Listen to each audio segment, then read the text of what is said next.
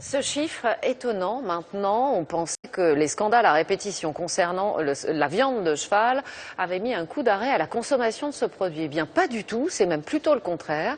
Les boucheries chevalines ont enregistré une hausse des ventes allant jusqu'à 15%. Reportage en Gironde, Francis Mazoyer, Philippe Dumail. Une boucherie chevaline victime de son succès. On se bousculerait presque pour un steak ou un rôti de cette viande. Vous la faites au barbecue, l'entrecôte? Au barbecue, l'entrecôte? Au grill? Car l'affaire Spanghero, puis la récente découverte d'un trafic européen de viande chevaline, n'ont pas dissuadé les consommateurs, bien au contraire. Ça fait 40 ans que j'en mange du cheval, c'est maigre, c'est meilleur que le bœuf. Et puis là, avec ce boucher, on est sûr, le rôti, on lui présente le couteau, il se coupe tout seul. Je le prends chez Boucher Chevalin, donc après je connais le boucher, je sais d'où vient sa viande.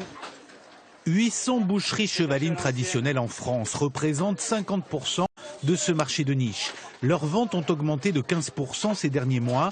Toute cette mauvaise publicité a finalement remis au goût du jour la viande de cheval. On est revenu un petit peu comme les légumes oubliés, c'est-à-dire la viande de cheval a été oubliée pendant un temps, pour X raisons, surtout pour des raisons sensibles, de sensibilité personnelle.